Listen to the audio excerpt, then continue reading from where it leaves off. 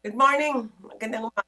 Magandang umaga po. Si Chacha po ito at si Maricel Halili dito po sa True FM. Secretary, may mga balita po na after nung sunod-sunod na big time oil price hike, by next week daw po malaki ang tsansa na bababa ang presyo. Medyo nalito at nagulat lang kami kasi last time nakapanood po ako kahit papano nung hearing na nangyari sa Kamara.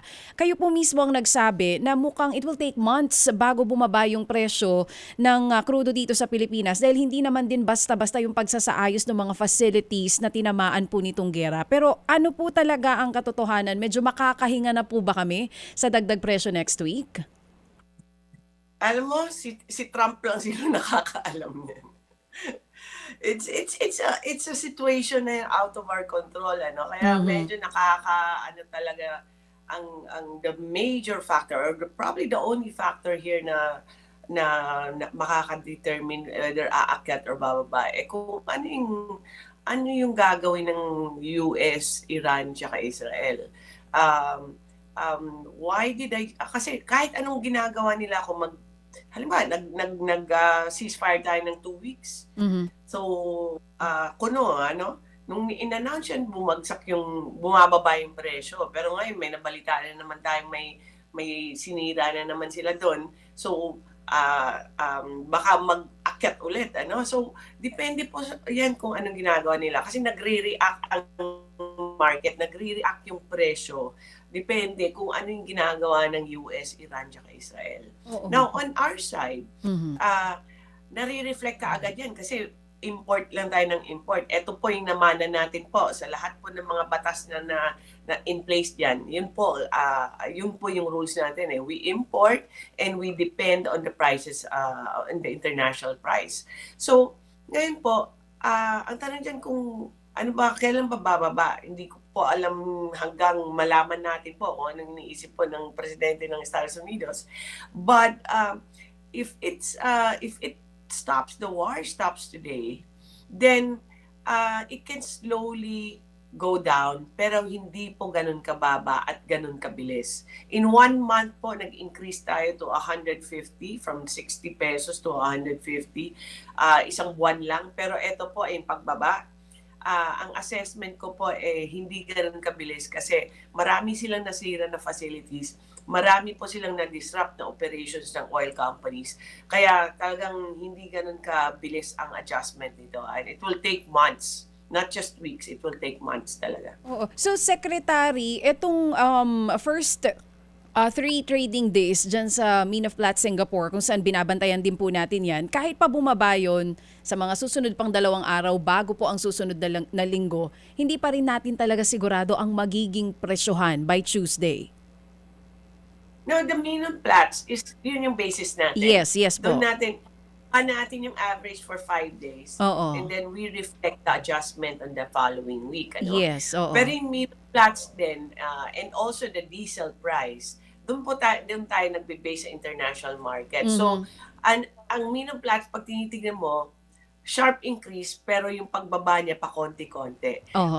So hopefully if minimum plants keeps going down and down, then that will be reflected po sa presyo natin. Hindi po natin controlled eh.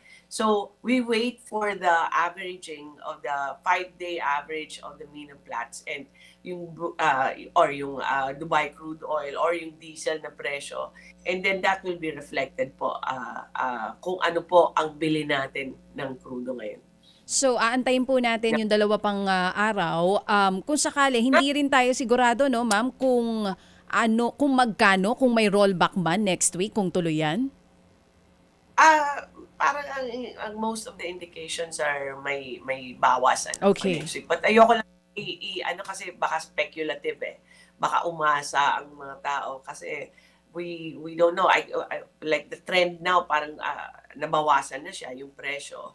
Pero we don't know if from habang nag-i-interview kayo, baka may nangyari ulit doon at bigla namang umakyat. Kaya ayoko rin na we just have to be very um, uh, truthful about this. This is not something that we control. Ito po, we are really dependent on the actions of the US, Israel, and Iran for that matter. Totally understandable, Secretary Sharon Garin. Hindi tayo sigurado kung anong gising ni Trump bukas eh. So talagang mag-aabang po tayo sa mga balita sa mga susunod na araw. Pero kamusta po ang actual Opo. fuel supply ng bansa natin? Last hearing, kung tama pong pagkakaalala ko, 50 days sigurado po tayo or more than that. Tama po ba, ma'am? Opo, so halimbawa nung hearing na yun, I think that was a Wednesday. We said that there are 50 days supply, no? Ang 50 days na yun, hindi naman ibig sabihin yun na that after, pagka 51 days, ubos na lahat, no? Ginagawa po natin is, every time po, every day kasi nagkukonsumo tayo, ano? We buy and we use fuel. And then, pero at the same time, we also purchase fuel to replenish kung ano yung mga ginagamit natin. So, continuous po yan yung cycle. Maganda lang po na 50 days kasi pag umorder ka, depende kung saan mo kukunin. Kung US yan or South America, siguro mga 45 days yan, 30 days to 45 days. Pero kung dito po sa Asia, mga 7 to 10 days po, nandito na po yung order. So, at least medyo na, nasa-stabilize natin. At kung nakikita po natin na bumababa siya, nire-remind po namin yung oil companies or yung PNOC, Philippine National Oil Company or gobyerno mismo, yun po yung naghahanap po ng mga replenishment po. So far, maganda pa naman po. Steady tayo sa 50 days. Mula po nung umpisa, di ba? Hindi pa naman bumaba siya. Steady tayo sa 50 days and we will try to maintain that. And that's good. At inassure nyo naman po kasi rin ng publiko na hindi natin magiging problema ang supply. Ang problema talaga yung pagtaas ng presyo ng krudo. Ma'am, nagkaroon dito sa ugnayan ninyo with the oil companies natin dito sa bansa, nagkaroon ba ng pagbabago on how they purchase ito pong krudo natin? Dinagdagan po ba nila yung kanilang inventory? Papaano po? Opo, kasi dati ang requirement 30 days lang. Ngayon, nasa 50 tayo. But ang ginagawa po namin, mula nung umpisa, we would meet with them and then we'll ask them ilan ba ang diesel nyo dito sa bansa, ilan yung parating at ilan pa yung o-orderin nyo. So, all of that stages, no? Monitored po yan. Pag sinabi nila, oy, may in-order kami sa South Korea na ayaw i-deliver ng supplier namin. So, i-report nila sa amin, tapos sasabihin namin sa embassy dito sa South Korea, halimbawa, na meron kaming order South Korea na hindi tinatanggap ng supplier. And then the ambassador will contact South Korea to help us. So far, maganda po yung flow na yan. Medyo may system na kami.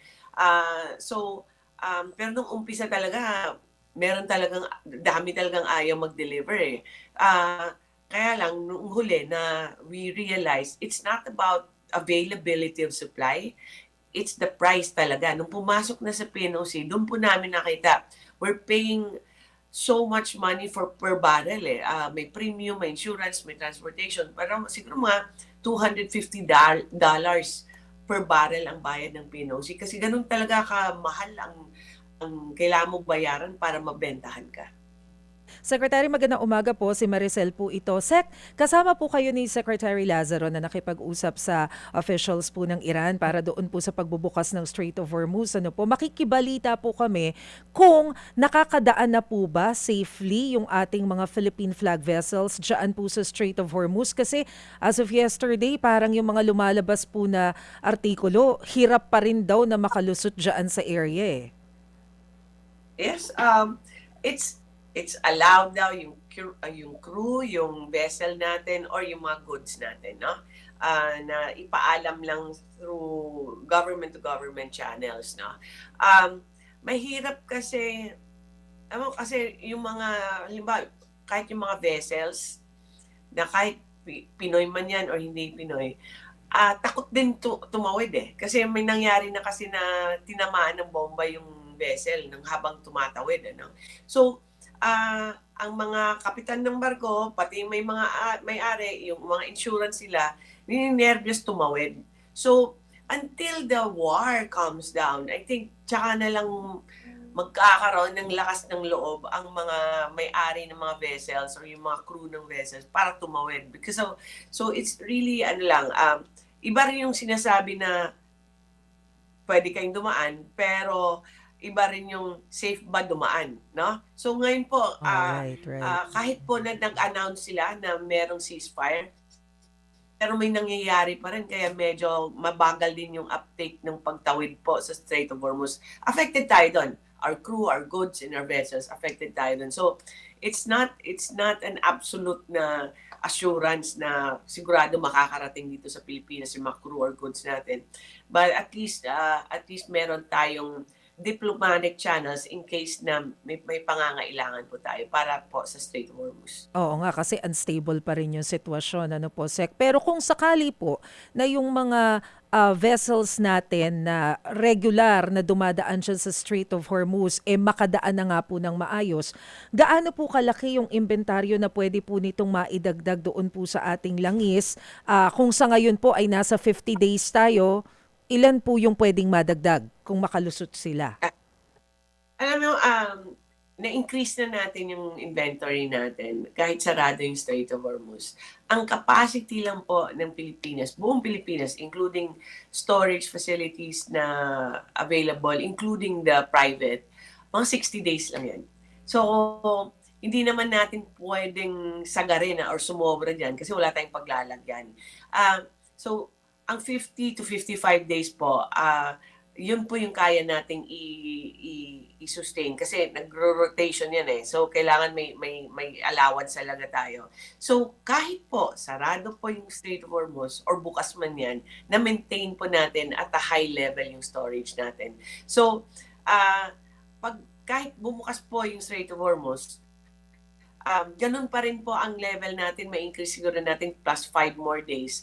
Pero sa ngayon po, nahanapan po ng paraan ng gobyerno natin na kahit naging close yan sa isang buwan, we found other alternative suppliers like dito sa Asia, sa Americas, even as far as Canada, meron pa yung kinukuha. Kaya kasi ang lesson dyan, huwag tayong mag-depend lang doon. Yun na yung lesson doon. So we have to diversify our suppliers. So hanggang 60 days lang pala yung capacity ng storage natin. Ayun po pala. So, Secretary, dahil po doon sa nangyaring krisis dyan sa Middle East, ano po ang plano ngayon ng Department of Energy? Kailangan ba natin na magdagdag ng additional storage? And kung gagawin po natin yan, gaano po yun katagal? Matagal yan kasi kailangan mo mag-construct o nasa lahat, kailangan mo may pera, mag-construct ng facilities, kailangan lang, hindi lang yun yung magpatayo ka ng tangke, may marami pa pong technicalities yan.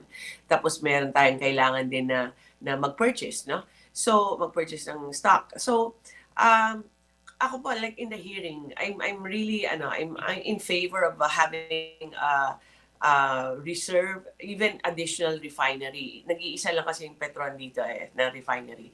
So I think dapat talaga meron tayong additional refinery and storage. It will take some time. Hindi po ganun kadali yan. That is it's more of a long-term plan than sa ngayon po hindi natin magagawa yan kasi wala tayong panahon ngayon. Ang pwede lang natin gawin is to secure have as much oil as possible in the country, and we have done that. Ang next po na step, pag kumalma na lahat at tapos na itong gera, kailangan po talagang pong we need to invest on extra storage or additional refinery. Opo. Ma'am, kanina nabanggit po ninyo yung mga alternative sources na hinahanap po natin. So, meron na po ba tayo na agreement with US, Canada? I understand may nakuha na po tayo from Russia, hindi po ba? Ano pa ba yung iba po nating tinitingnan? Hindi naman kasi yan agreement lang Okay. with two. Now, well, we do it with PNOC through our GOCC, but also our companies can also enter into long-term contracts or contracts with other suppliers from other countries. So far po, yung mga nakakuha po tayo ang petrol na nakakuha sa Russia, meron po yung mga LNG natin nakuha sa Canada, and we're trying to get LPG also in South America. Kinausap din natin yung South America, meaning Argentina, Colombia, and then we've also talked to Brunei, Malaysia, Indonesia, India, and the rest ng mga usual natin like China, South Korea, and Taiwan and Japan. Continuous po yung diplomatic channels. Talagang mini-meet po namin para lang po to check kung what are the other options. Kasi may limit kung may problema po sa Middle East, affected in Southeast Asia. So we're trying to expand that. Kausapin po yung mga other Asian countries and also the rest of the world. So we're opening up channels, and then our oil companies are actually approaching them also para makahanap po tayo ng alternative. Po. Ma'am, pupunta lang po ako dito sa napag-usapan po sa Uplift. Alam po natin na kasama po kayo doon sa Crisis Management Committee na ibinuo po ni Pangulong Marcos. And kahapon nga po, meron po siyang inanunsyo na 10 pesos per liter na discount para po doon sa ating mga PUVs. Ma'am, ano po bang PUV ang sakop nito? Lahat ba? Jeep, bus, tricycle, lahat po ba? I think the PUV, lahat naman included, ano. Pero it will be, kasi it will be a 10 peso subsidy or discount, let's say, no, for every liter na binibili ng jeepney driver natin. I think na-mention ng President is 150 liters per week, ano. Yes, okay. That is for the jeepneys. Ayan po yung estimate for the jeepneys. Kasi po, inuuna namin mag-roll out muna. Kahapon po, nag-meeting kami ulit paano i-roll out. Lahat po na agencies involved. And hopefully, ang roll out namin is NCR muna, Metro Manila. And then slowly po, pag okay na yung sistema, then we'll start expanding in the areas, outside Metro Manila, in the provinces, and also expanding from PUJs to buses at saka yung TNBS natin.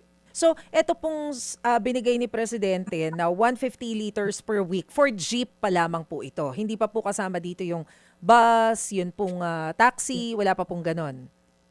Kasi iba yung no? Iba yung konsumo nila, no? Opo. Yun yung ating namin is a weekly weekly na kaya din ng gobyerno ay tulungan, at ang weekly din na substantial din kung ano ba ang average nila, no, na konsumo din per week. Yun po yung number for PUJs, for jeepneys. Yung iba po, kasi pag bus kasi mas malaki na yata yun, tsaka yung system nila iba. Pero inuna muna yung jeepneys kasi ito po yung first and foremost, yung pinaka-affected talaga sa problema na dinulot po ng Middle East crisis po. Yes, Pero ano pong gasoline stations yung kasama po dito sa programang ito? Paano po sila pinili? Lahat ba ng gasoline stations? Actually, ngayon po nag-meeting sila with the gas okay. stations habang interview tayo dito. Oo. We're meeting all those that are sa ruta nila, no? Dito sa Metro Manila. We've identified phase 1 areas. Ito po yung lahat ng gas stations na nasa ruta po ng mga jeepney natin. And then, pero ang kailangan, may lisensya kang gas stations kasi may napansin po kami, may iilan po na wala pong permit eh. So, hindi po pwede yan. Illegal po yan. So, yun yung may permit na mga gas stations po. We're meeting them this morning para po i-orient sila kung sasali sila. And then, ang assumption namin sana lahat sumali, para mas madali po sa mga jeepney drivers natin. Pero yun po yung purpose ng meeting mamaya, para maintindihan nila paano yung sistema. Kasi hindi lang naman madali yung sabihin na gawin na, pag jeepney ka, may 10 pesos off ka. Kailangan po may monitoring din tayo. Baka may ibang gas stations na bibigyan discount, hindi naman pala jeepney, no?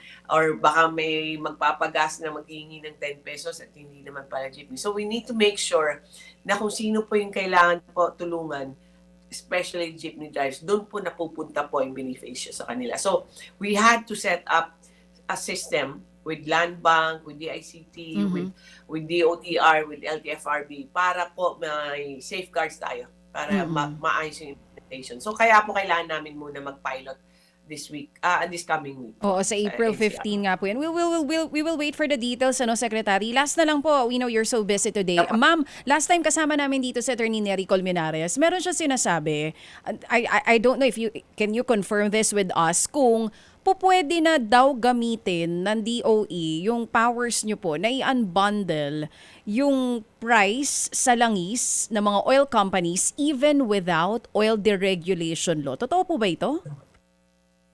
Tama po 'yan kasi under the Supreme Court ruling as well as the emergency powers na inisyu ng presidente sa oil deregulation kasi meron pong clause diyan na pag emergency DOE has more powers, no? So ginawa po namin, nag-issue po kami ng guidelines I think mga few weeks ago, and then nung inisyu na ng presidente yung emergency powers, we sent an advisory to all the oil companies to send us their unbundled prices po. So, hinihintay lang po namin within this week to next week kung ano pa yung sasubmit nila. Okay, at least maganda malinaw nyo po yan. Inaantay nyo na lang yung submission from the oil company. So finally, for the first time, makikita na natin kung paano nila tayo pinipresyuhan. Kailan po ito lalabas, ma'am? Hopefully, by next week, makukulit na namin lahat. Assuming na lahat po magsasubmit, ano?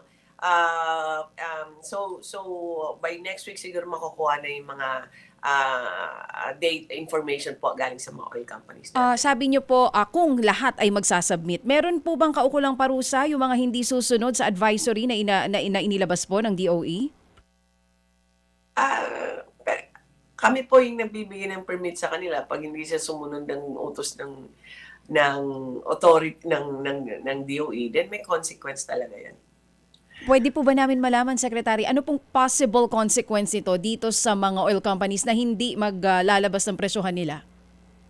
It could be to the extent na cancellation of permit kung hindi talaga sila susunod. But even hindi naman ganun ka-drastic mag-rule ang DOE, but you have to justify your actions. Pero pag unjustified and you find it unreasonable, then it can be worse for the oil company. So, but I'm confident naman that they will comply with our orders.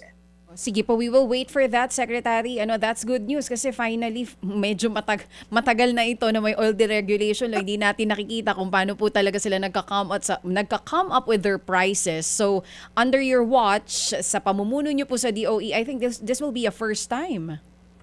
Yes, after years and years in court, no? Pero ang isa lang na rin, even without this unbundling, dahil po bumibili na rin si PNOC, yung gobyerno ng oil ngayon, for the first time also, now we know what is the actual price at talagang ang mahal. So walang profiteering na nagaganap dito, walang wind profit itong mga oil companies natin base po sa pagtingin ninyo. Kasi po talaga kahit sabihin mo na $100 yung per barrel, yung mga traders para makabili ka, meron silang charge na $60 pa on top of that. Para lang po ma-confirm ang order mo. Pag hindi ka nagbayad nun, baka hindi ka makakabili. So, government itself had to buy expensive per barrel plus the premium. Ito po yung sinasabi ko po yung para makabili ka, premium na mga $60, transportation, and siguro po ang laki po ang laki siguro yung kaya sinasabi ko mga cost niya mga $250 per barrel ang kalalabasan niya. So talagang naging mahal, and ang malaking portion po ng ating presyo din ng pump price natin. Yun po, malaki po na presyo po yung cost of goods, cost of the oil sa pagbili. Ang taxes din natin mga 20%. Tapos meron tayong biofuel na additional mga 10%. So, medyo nakikita rin namin mula nung PNOC na ngayon bumibili. So, eto po, information makuha, confirmation na lang or makita na lang kung magkano po yung kita nila. Yun na nga. Industry in. Yun ang pinaka-importante doon, Secretary. Makikita natin kung magkano talaga ang kinikita nila, kung sila ba ay sumosobra doon sa ipinapatong nilang presyo sa atin. Secretary, makikibalita kami next week. Importante po yan yung paglalabas nung unbundling talaga nitong mga oil companies na ito. And we do hope nakakatulog pa po kayo dito sa dami ng problema na kinakaharap po ng Department of Energy ngayon. Natawa na lang si Secretary. Oo nga eh. Salamat po sa serbisyo, Secretary. Ay, may pahabol lang na tanong. Sorry po, pahabol lang po. Yes, Just go to ahead. Opo, just to confirm, may decision na po ang Pangulo patungkol po sa excise tax. Tama po ba? Ang hinihintay na lang natin ay anunsyo. Hindi ako aware if he made a decision already. But ang alam ko lang po nung uplift kasi nung Tuesday ba yun or Monday, diniscuss po yung mga advantages, disadvantages, ilang yung period, gaano katagal, or full suspension ba, or kalahati lang, or kung ano po yung mga options. But as of that time po, wala pang decision. So I think it would be more prudent to wait for this announcement na lang. Oh, Secretary, please do let us know. Kontakin niyo po itong staff namin pag meron na sa mga oil companies natin ang nagbigay po ng unbundling ng kanila pong presyohan sa langis. Maraming salamat po, Secretary Sharon. Thank you. Good morning. Good morning Thank din you. po. Mga kapatid, para sa iba pang mga balita at impormasyon, sundan niyo po kami sa X, Instagram, Facebook at syempre sa TikTok, True Network PH. Mag-subscribe din po kayo sa aming YouTube channel, True Network. May website din po tayo, truenetwork.ph, at pwede niyo rin po kaming mapanood sa Channel 19 ang aming True FM TV. Lagi pa rin makinig sa radyo dito po sa 105.9 True FM dahil dito, lagi po sa'yo, kapatid. Tayo sa totoo, tunay at tapat.